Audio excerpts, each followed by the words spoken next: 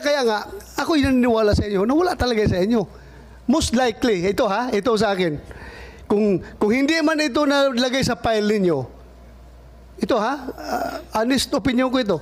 Kung hindi ito nalagay sa file ninyo, pwedeng ang gumawa nito siyang nagtago ng papel na ito. Posible. Ako, to be honest, I am not destroying you, Morales. Ako, isa rin sa iniisip ko na pwedeng ikaw gumawa nito, hindi mo na-submit, baka nasa iyo yung papel na yan. Pero, sige lang, I am giving you the benefit of the doubt. Pero pag sinabi ninyo, ikaw, attorney,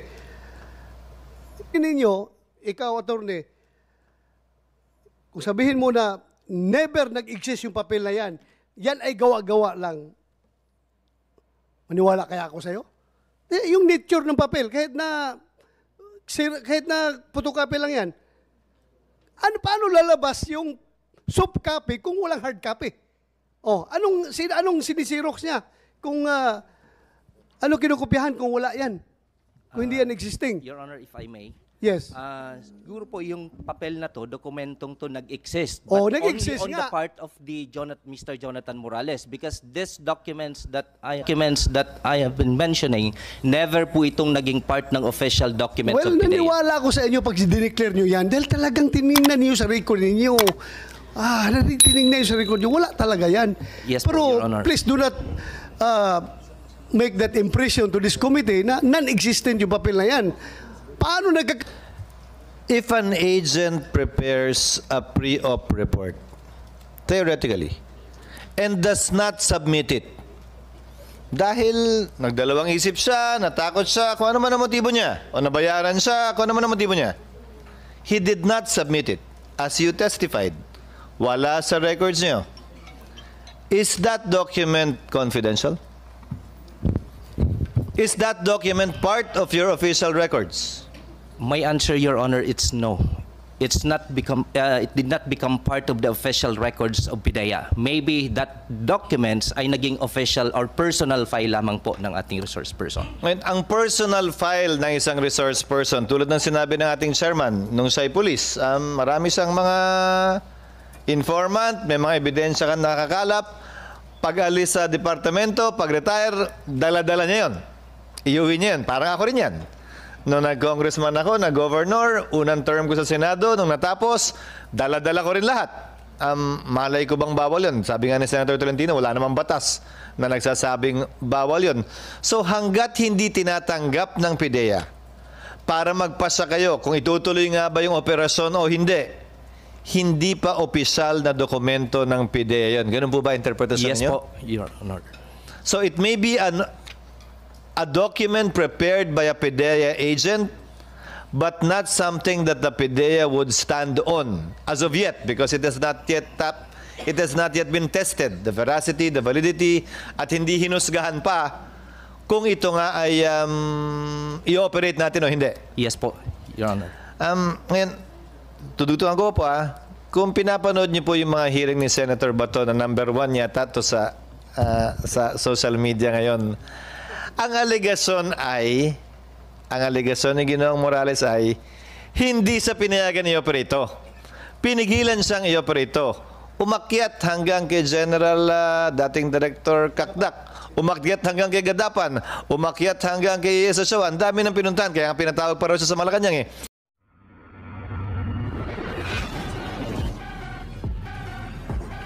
Banggit niya kanina na nag-file kami ng kaso sa PIDEA-IAS together with 2 other agents. Sinabi po namin yung irregularities na nangyayari doon sa PIDEA. Sandali lang. Yung kaso na sinabi niya na kayo ang arresting officer pagkatapos nag-execute ka ng affidavit in favor of the arrested persons na sinabi mo daw na fabricated lang yung evidence. Yes, Your Honor. Yes, Your Honor. Kayo nang huli nun.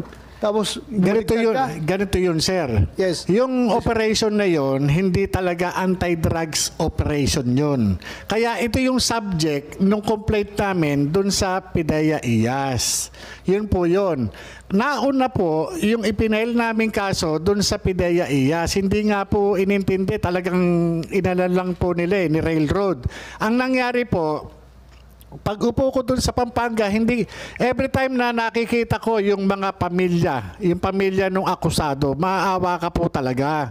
Kasi dahil alam ko talaga hindi nangyari. Dahil ako isa lang dun sa naturo na apayan. Kasi nung time na yun, kaya kami nagreklamo sa IAS, kinukomplain namin yung director namin dahil under duress kami, Your Honor. Mr. Chairman, Mr. Chairman, Mr. Chairman. Hindi ka nabayaran. Hindi, Your Hindi ka Honor. nabayaran. Hindi, Mr. Your Chairman. Honor. Yes, go ahead, Tatlo kami. Sir Lorchis. I'm sorry, I've been really patient, but this has absolutely nothing to do with the Batangas drug haul and nothing to do with the Fidelix. This is something former Agent Morales has probably against General Kakdak or probably has something against General Serapio.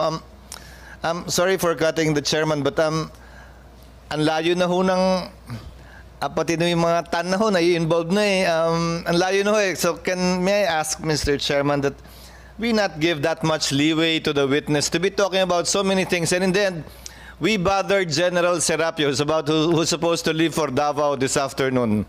We bothered, even if he was not invited, Attorney Lacanilao, we bothered General Kakdak simply because he was mentioned in the making it appear, it seems that it was all a conspiracy to silence him. But listening to these honorable gentlemen and officers and gentlemen, Mr. Chairman, so may I ask that we try to not go into everything Mr. Morales is saying each time he mentions a name.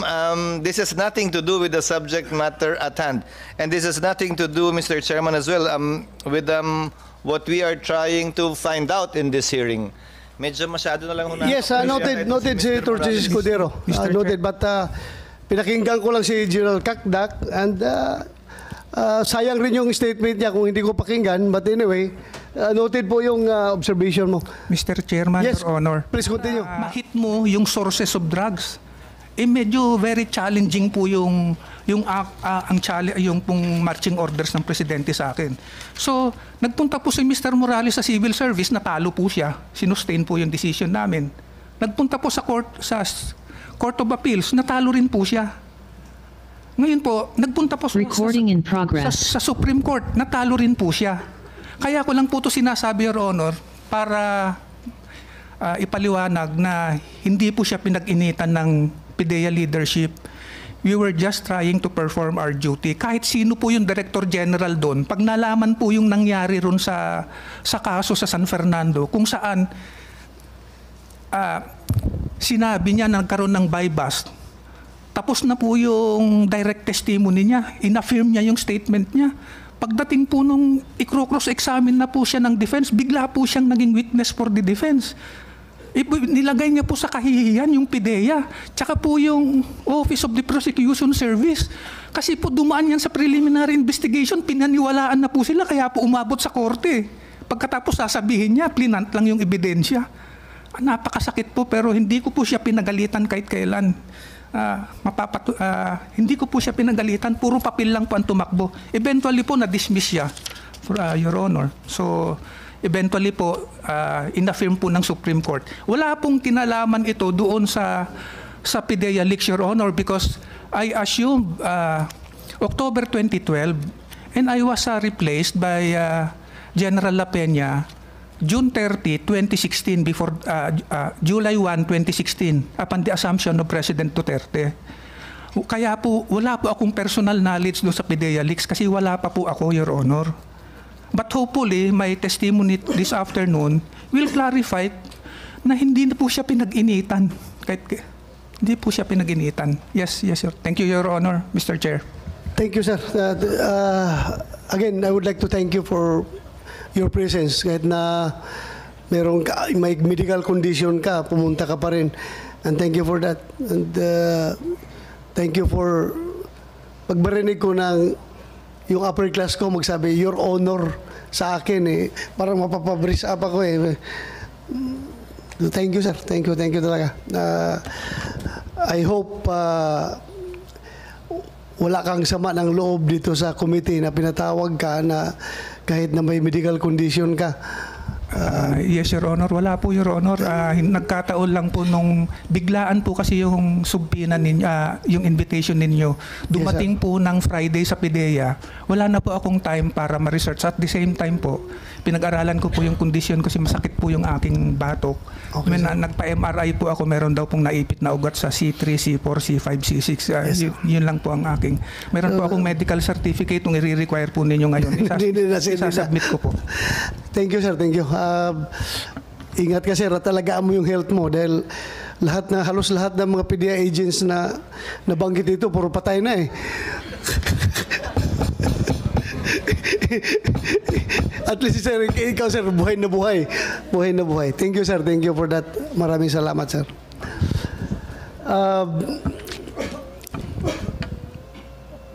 General Gumban, sir, you want to say something? Yung presence mo dito? If you will let us present what we have done during those April 14, sir, just to answer the letter of Mr. Morales, I call for a meeting for the whole service directors to answer his letter. Yung letter niya na sinabi sa inyo na Sinabi rin sa inyo. copy furnish ako, Yes, sir. na sinasabi niya na hindi siya ang source nung leakage na yon. Yes, sir. To that effect, di ba? So, yes, you want to present kung anong tinapos ninyo? yes, sir, kung anong ginawa namin doon. Please, sir. Yeah, you have the floor. The details of that, sir, will be presented by the Legal and Prosecution Service kasi nandun siya, sir, nung diniscuss ko yun. But before you continue, sir, naalala ko lang. Sabi nila, ikaw daw yung nag-miscalculate nung Shabu Hall sa Batangas na overcalculate mo. Sir, thank you for having that question on me, sir.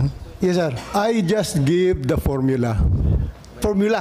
Yes, number of sacks, number of packs inside the sacks, the average weight per sack, and if they want the price, that is 6.8 million. We did not put numbers on that, sir. The PNP were the one who put the numbers, not us. PNP ang naggawa ng numbers.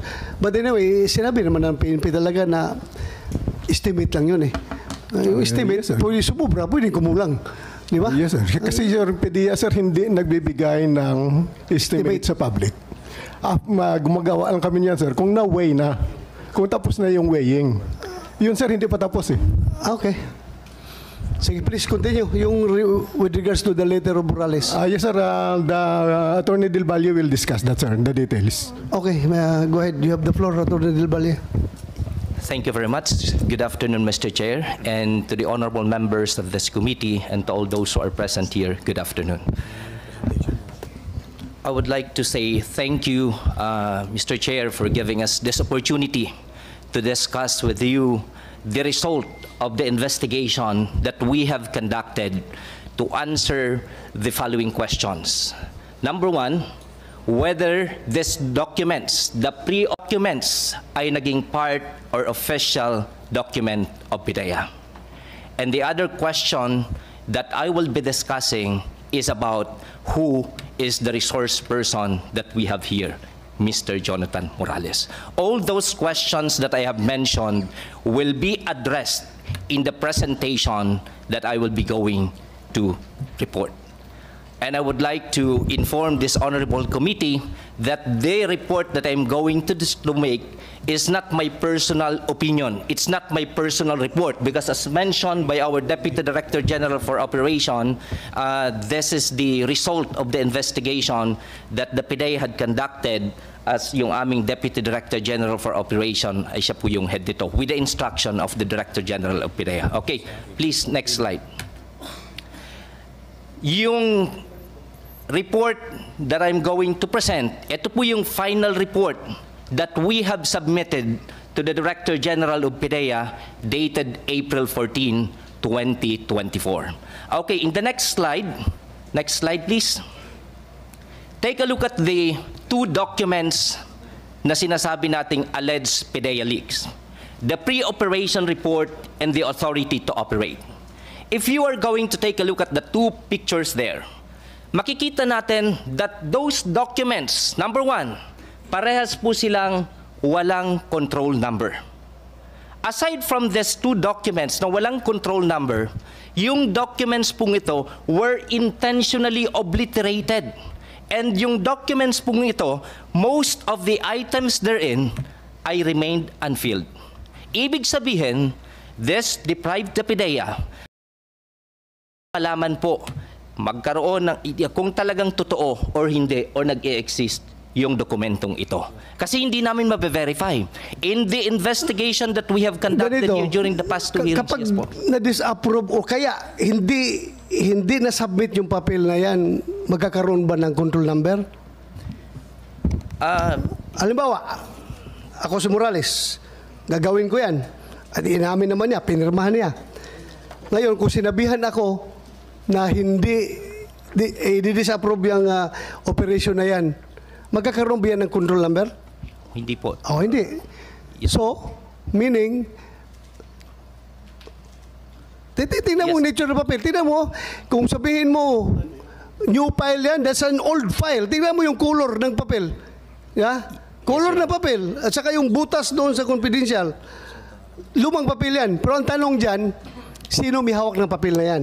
Okay, Diba? that's what we are going to answer Okay. po, Your Honor, in my next presentation. And So, some of the slides. settle tayo dyan na kung hindi yan na-submit at hindi na-approve, obvious, hindi talaga magkakaroon ng control number.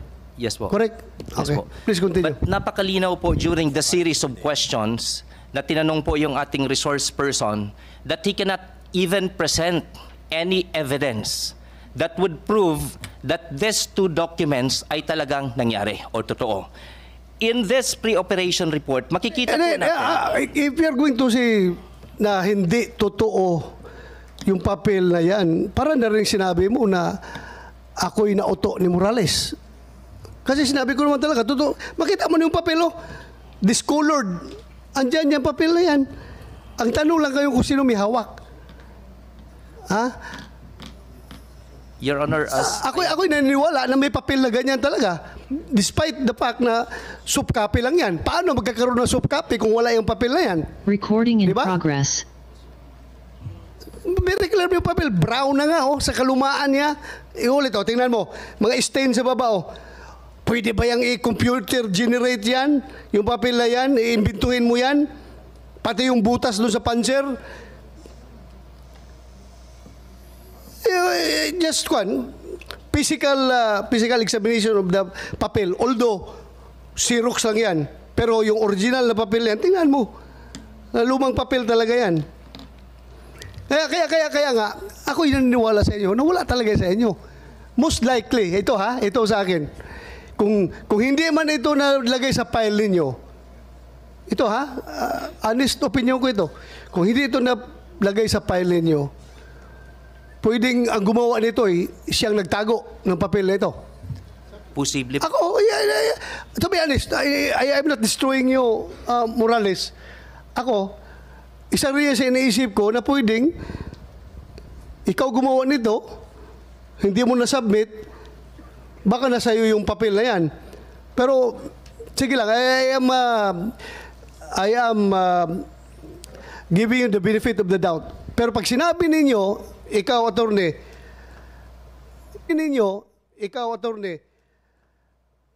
kung sabihin mo na never nag-exist yung papel na yan, yan ay gawa-gawa lang. Maniwala kaya ako sa'yo? Yung nature ng papel, kahit na photocopy lang yan, paano lalabas yung soft copy kung walang hard copy? Oh, anong sinisirox niya? Kung ano kinukopyahan kung wala yan? Kung hindi yan existing? Your Honor, if I may, Yes.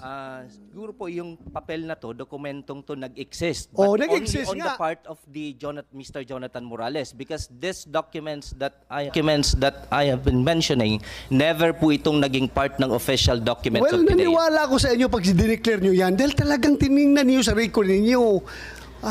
Tiningnan niyo sa record nyo. Wala talaga yan. Yes po, Pero Your Honor. please do not make that impression to this committee na non-existent yung papel na yan. Paano nagkakaroon ng soft copy kung walang hard copy niyan? Existent yan, but you cannot determine the location of that paper. Yes, Your Am I Honor. correct?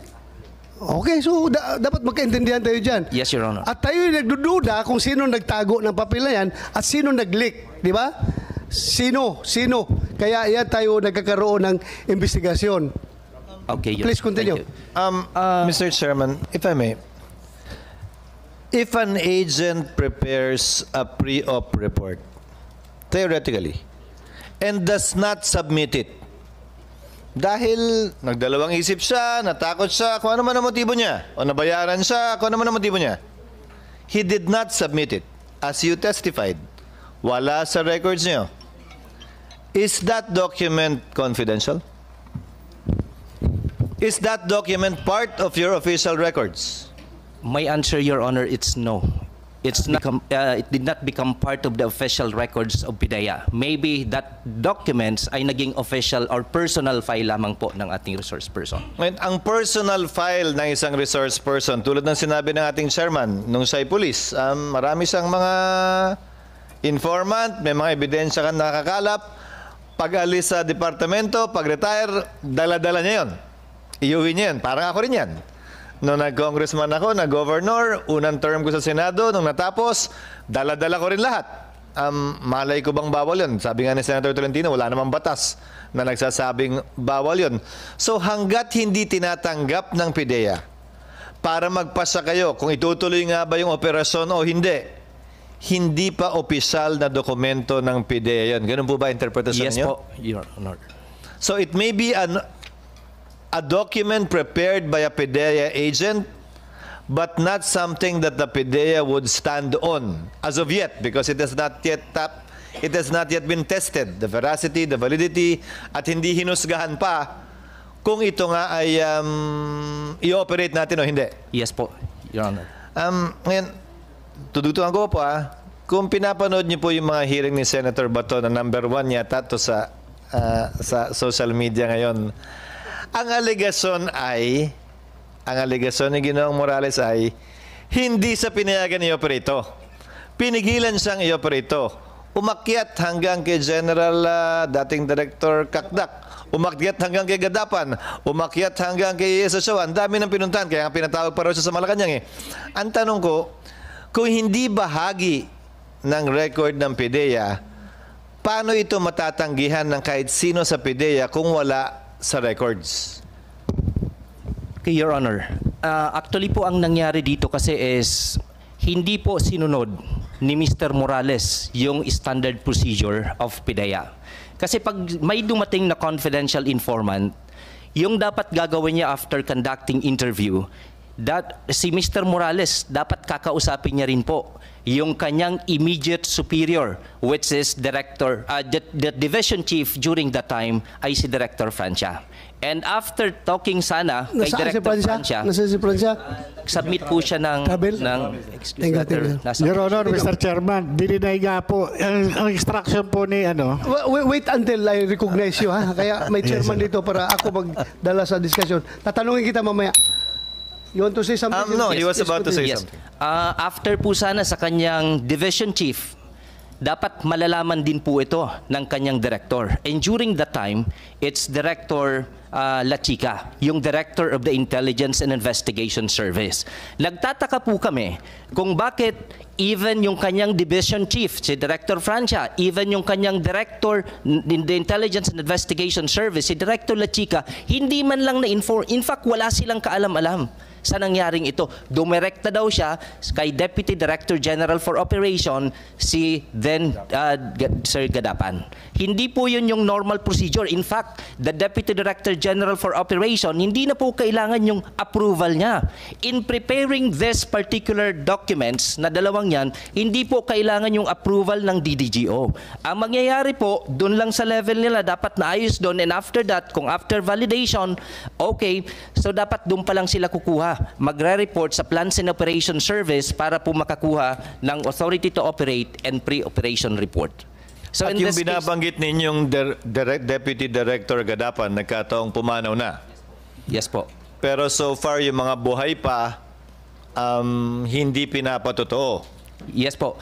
Actually, Yung mga allegation yes po. so far Actually, na Your Honor, sa presentation ko po, kasama po dyan yung affidavit of the 8 agents that during that time, they were assigned doon po sa Intelligence and Investigation Service. Now, kung sila po Sandali, yung... sandali ha.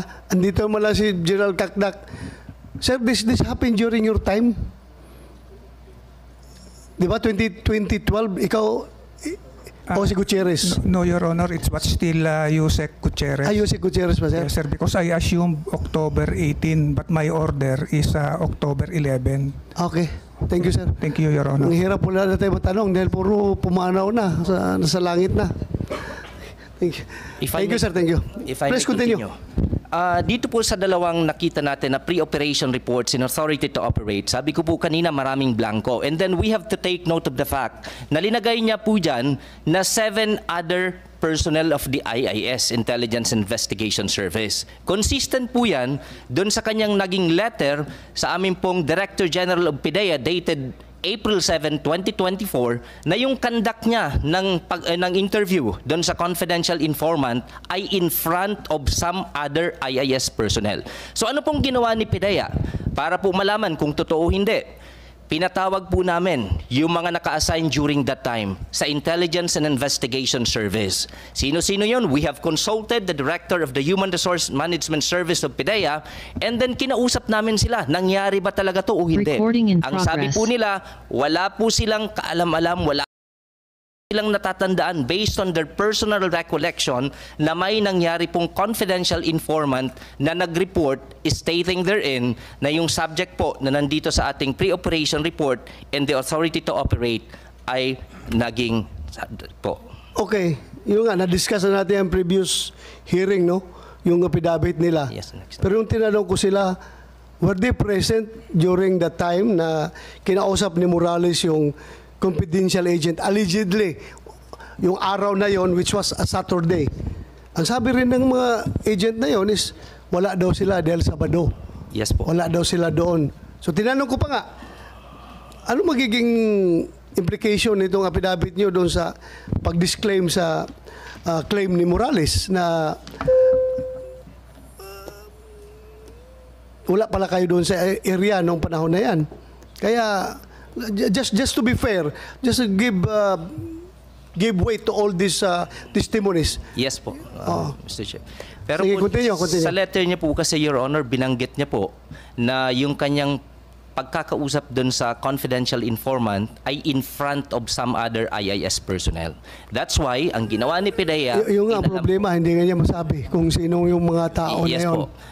We have Ma-recall a mo, Morales? Sino yung mga kasama mo doon? Your Honor, nandun po doon sa deposition. Nandun po kung sino-sino yung nandun present. Hindi mo bigay ang pangalan. Wala mo, hindi ka malala. Harap mo. Your Siguro- Honor, napakatagal na po nung pagkuha ko ng statement at yung istorya na yung 2012, Your Honor, nung kinunan ko yung confidential informant.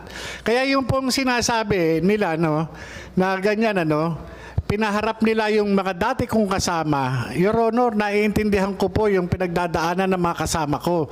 Wala naman ho silang pagpipilian. Kung pipiliin nila ako o pipiliin nila yung trabaho nila ngayon, Your Honor. Okay, sige, thank you. Your Honor, continue. dito po yung mga nag-execute ng affidavit, we can once again ask them regarding this. Kasi wala naman pong ibang sasabihin si Mr. Jonathan Morales na kasama niya kung hindi po yung mga naka-assign doon sa Intelligence and Investigation Service. And then, one thing, Your Honor, if I may continue, dito po sa ating pre-operation report, ang nakalagay po dyan na unit is Unit 4-C. Yun po yung address sa Rockwell, Unit 4-C. At kinonfirm po ito ni Mr. Morales during the first hearing. At ito po yung lumalabas sa social media for the past 2 months na nakikita po ng lahat, nakikita po yung address for DASI po ito. At ito po kinonfirm niya for several times. Inamin naman rin niya na clerical error yon. 46-C talaga yung unit ni Marcel Soriano kasi nakalagay din doon sa ibang papel niya, 46-C, di ba? Yes po, sir. So, mangyayari naman yan sa atin yan, yung mga nagkakamali tayo sa ating mga papilis. Mas importante, na-confirm natin na mayroong 46-C sa Rockwell na pinagmamay-ari ni Maricel Soriano na inamin mismo ni Soriano when he testified before this committee. Di ba? Your Honor, ang point lang po namin is sobrang magkaiba po yung Unit 4-C sa Unit 46C. Yung nga, inamin nga niya, nagkamali daw siya, kaya 46-C yun ang totoo. Tinanong ko siya kung saan ang totoo, 4-C or 46-C. Kasi mayroon din siya papel dyan na 46-C. Nakita mo? May papel siya dyan na 46-C. So, kinumpronta ko siya, saan itong dalawa ang totoo. Sinabi niya 46-C. So, let's leave it at that. Thank you. Please Thank continue. You, Your Honor. Please, next slide. Yung ating pong pre-operation report and authority to operate, they do not exist in the PIDEA Regional Office, National Capital Region, records of operational coordination reports. Makikita po natin dyan na yung March 10 and March 12, 2012, meron pong naging coordination. March 10, ang serial number po ay nagtatapos sa 22. Yung March 12 naman po ay nagtatapos sa 23. Indicating na wala pong other coordination nangyari in between the March 10 and March 12. Yung March 10 pong binabanggit dyan, hindi po yan yung tungkol doon sa pumuntang confidential informant kay Mr. Jonathan Morales. Gusto ko pong i-reiterate na ito pong papel na to magpapatunay na wala pong anumang nai-report sa regional office ng National Capital Region pertaining dun po sa pumuntang confidential informant. At hindi po ito madadaya dahil serialized po yung control number. Magkasunod po yan, wala pong in-between na nangyari and wala pong other coordination. Kailangan ba talagang ipaparating mo doon sa regional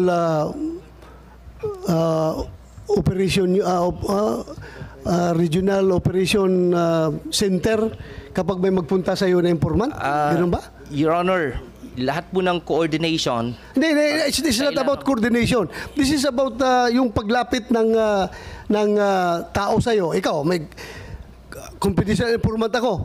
Papunta ako sa iyo, sir. May impormasyon ako na ganito. I-report mo kagad dyan sa Regional Operation Center na may pumunta sa akin na informant? Is that the way it is? Hindi po diretso, Your Honor, after na po ma-process. Oh, after nga ma-process. So, after ma-process. Yes po. Sige, continue. Thank you, Your Honor. Next slide, please. These documents do not exist in the records of the National Operations Center of PIDEA. So katulad ng nakita natin sa previous slide, the serial number dun sa March 10 and March 12, 2012 ay magkasunod. Yung isa nagtatapos po sa numbers 1-1 at yung kasunod po nagtatapos po sa numbers 1-2. Ibig sabihin, I think, I get your point. I get your point. The mere fact na wala siyang control number, wala talaga. No use discussing all these things. Yes. Kasi wala naman talagang control number yon. Paano natin ikumpara? Walang control number dahil na-disapprove, hindi natuloy yung operation, di ba? Yes, Your Honor. So, Just to there's prove, no Your choice, there's no use discussing this. Dahil, to start with, yung papel na pinapakalat sa social media, wala talagang control number. yeah, I'm just presenting this, Your Honor, just to prove that these documents ay hindi po talaga naging official documents of PIDEA. Ay, hindi naman talaga. Naniwala ako sa inyo na hindi talaga. Thank you, Your Honor. Naniwala ako. No need of explaining it. Kayo lahat nagsasabi sa akin na hindi official document yan. Wala, naniwala ako. Hindi mo talaga makita yan doon. Saan mo makita yan? Hindi mo makita yan. Kahit na anong hanap ninyo. Thank you, Your Honor. Pero, siguro naman, kayo lahat mag-agree sa akin na yung soft copy na yan, meron talaga yung papel na existing na hard copy na kinopya ng Xerox. Ha? Everybody agree with me? Your Honor, actually, kung makikita natin yung pre-operation reports at authority to operate na sobrang medyo malabo at maraming information yung natanggal, kahit sino po sigurong dating PIDEA employee or lalong-lalo na PIDEA agent po pwede pong gawin yan. Madali lamang po yun, lalong-lalo na kung yung taong yun meron po siyang You mean to say, yung ganong kaluma na papel, pwedeng gawin ngayon? O existing yan noon? Anong klaruhin natin?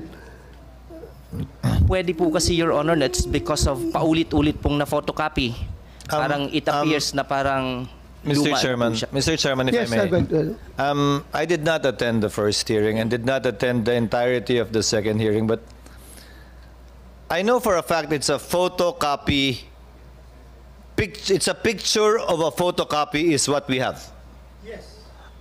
If what we have is a picture of a photocopy, paano po natin malalaman? Picture of a photocopy, paano po natin malalaman kung gaano kaluma nga yung papel na yon? Na may butas, meaning nasa folder dati. Pero paano ho natin malalaman kung brown na yung papel, kung luma na yung papel, if what we have on hand, without Agent Morales presenting, former Agent Morales presenting the original, if he has it, how do we find out if it's, how did we find out that it is an old piece of paper? Paki-flash nga yung papel na yan. Paki-flash ulit yun, yung papel. Paki-flash. Especially referring to the color, Sige, Mr. yung Chairman. color kanina. Sana yun. Yan Yan, tingnan nyo. Yung mga markings na yan, sa kalumaan na yan, at saka nabasa-basa na yan siguro. Mr. Chairman, I went to the College of Law. I would photocopy at least about 100 volumes of SCRA. Depende ho dun sa Xerox eh.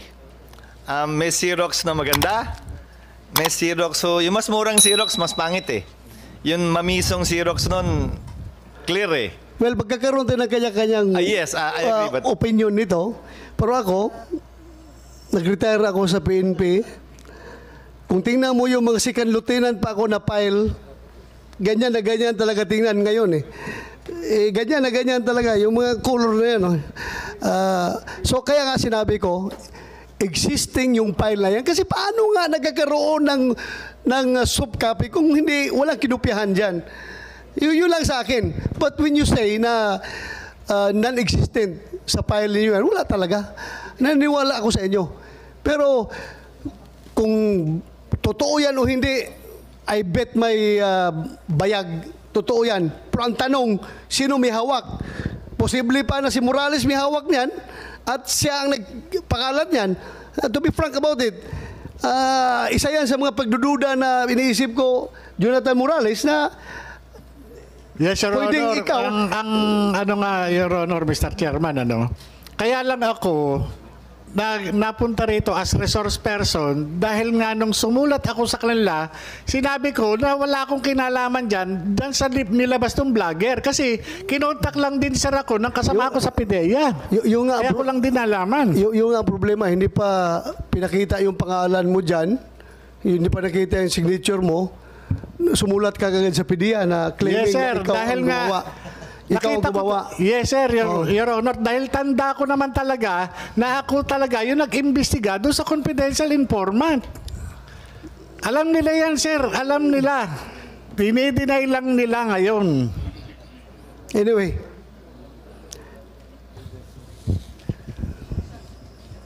Sige, continue. Your Honor, next slide please.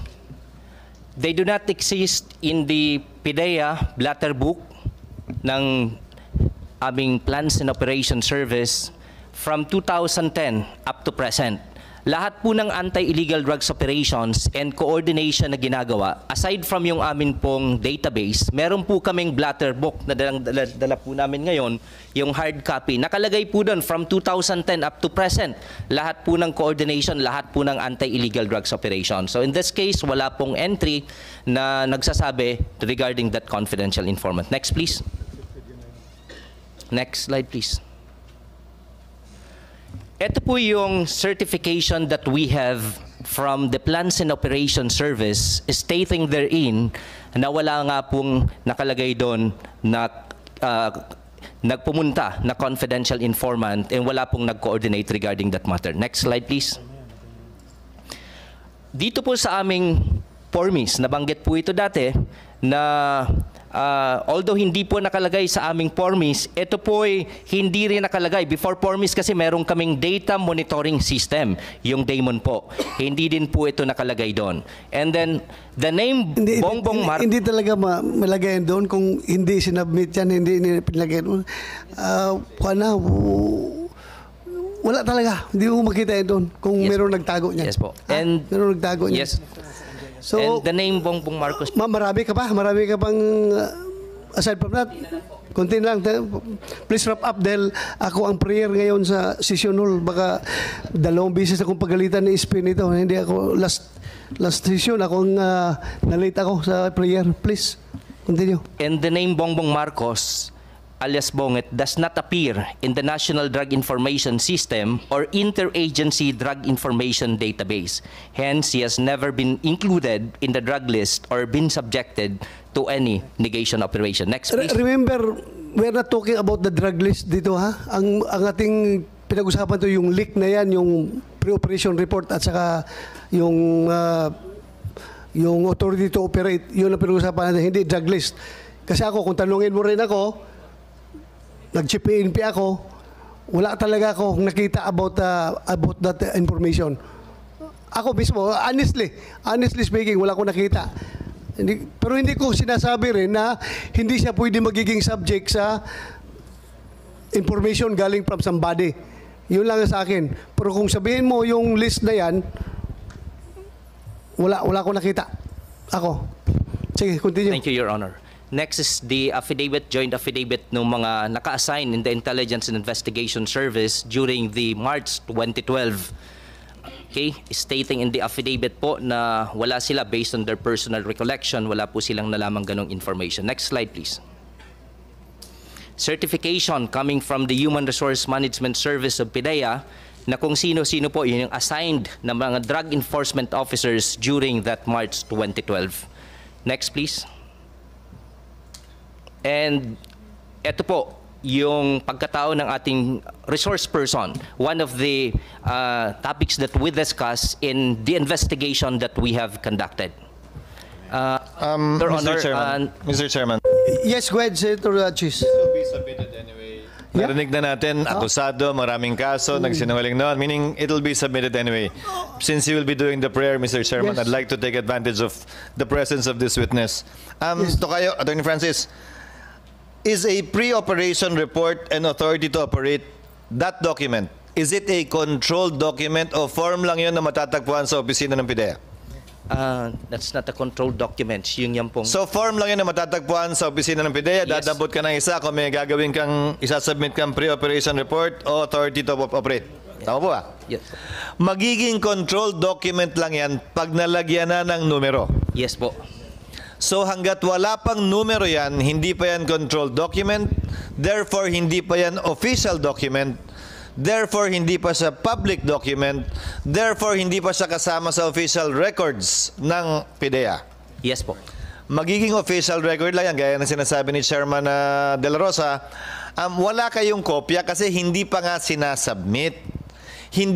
Kung hindi pa siya sinasubmit, edi hindi rin siya bahagi ng official records ng PIDEA. If it is not part of the official records of PIDEA, it is not the proper subject matter of a leak either yet. Kasi hindi pa naman bahagi ng official record ng PIDEA. Ngayon, posible na may ginawang ganyan talaga si Ginoong Morales. May informant man o wala, may nagbigay man ng affidavit o wala, may picture man o wala, posible yon. Pero hawak niya, file niya, nasa kanya. Sa puntong yon, since you're an attorney, Francis, public document na ba siya o hindi pa? O dahil sa officer agent ng PIDEA, may tuturing ng public document siya? No, Your Honor. My next question, sir, is kung ito'y pinanumpaan, affidavit sino po ba'y nagpapasumpa sa PIDEA noong mga panahong yon? Marami pong lawyers na naka-assign po sa Legal and Prosecution Service of PIDEA. Sila po yung dapat na magpasumpa. Kung lawyer po yan at I presume pwede lamang sila magpasumpa kapag sila ay notaryo. Meron pong mga may notarial commission during that time. Yung walang notarial commission, meron po ba silang listahan ng mga pinapasumpa? Meron po kasi yung iba doon, although they do not have the notarial commission, allowed po sila to administer yung mga documents po. Allowed sila to administer oath, pero nire-record ba nila yung sumusumpa sa harap nila? Kahit wala silang notarial commission? Meron 5 po yung Legal and Prosecution Unit. Kung sino-sino po yung mga nagpa-administer doon sa office. Matanong ko po kayo, sa dokumento ng PIDEA, kung binaligtanawan yung talaga at nag-research po kayo sa lahat ng dokumento, meron po bang nakasaad doon na may nanumpa noong araw ng Sabado patungkol po sa bagay na ito? At kung sakasakali, listahan ng mga notaryo o mga abogadong may notaryo, dahil may record po yan ng kanilang mga pinanumpaan 10 years ago, 15, 20 years ago. Sinasubmit po yan sa husgado kada taon ng lahat ng notaryo. Wala po kaming nakitang records. In fact, I issued as Director of the Legal and Prosecution Service a certification na wala po kaming nakitang records na ganon. And if I may add po, Your Honor, hindi po ito kasi yung usual na once mayroon pong confidential informant na, for example, first time na pumunta, wala pong confidential informant na papayag na itatranscribe into sworn statement po yun. Kasi in the sworn state, kung magiging affidavit po ito, ilalagay niya yung pangalan doon and then sasamahan niya po si Ginoong Morales sa Legal and Prosecution Service. Wala pong confidential informant na papayag sa ganun. So, sa kasong ito, kung may affidavit man, personal na yon, kung sang notaryo man yon, kung may pre-operation o authority to operate man, hindi pa niya sinusumite kung sakasakali. Para tumugma nga yung sinasabi ng chairman na posibleng may ganun dokumento na ganun nakakatagal, pero hindi dumapo, hindi nakaabot, hindi nakarating sa talaan, sa record, sa dokumento na nasa pangahawak ng PIDEA para maging official document ito. Yes po. Although binanggit po ni Mr. Morales during the first hearing na yung affidavit daw is pinanotaryahan nyo or nag-subscribe dun sa Legal and Prosecution Unit of PIDEA. Walang record nga doon. Wala pong records. Nang may sumumpa doon sa petsang yon. Wala po, Your Honor. Huling katanungan, Ginoong Chairman. Itong pre-operation report at saka authority to operate, kapag ka ito'y nalagyan na ng control number, dadaan na po yan sa proseso at kailangan ng pagpasahan ng mga opisyal. Tutuloy ba to? Wag itutuloy ito? Etc. etc. Tama po ba yan? Tama po. So ito'y kumbaga application lamang ito. Opo. Pag sinumite, doon palang gugulong yung bola, ika nga. Opo. Hanggat hindi sinusumite, hindi gugulong ang bola. Opo. Tama At po. walang kailangan pagpasahan sino man sa hierarchy ng PIDEA. Tama Mula sa kanyang immediate hanggang sa pinakamataas na opisyal ng PIDEA. Tama po. Thank you, Mr. Chairman. Thank you, Attorney, for that clarification. Thank you, Thank you Senator very much. Chis. Mag-sisisyon na tayo. Ganito na lang. Meron pa tayong isang hearing. Sana makarating yung hindi pa nakarating dito. Then afterwards, tapusin na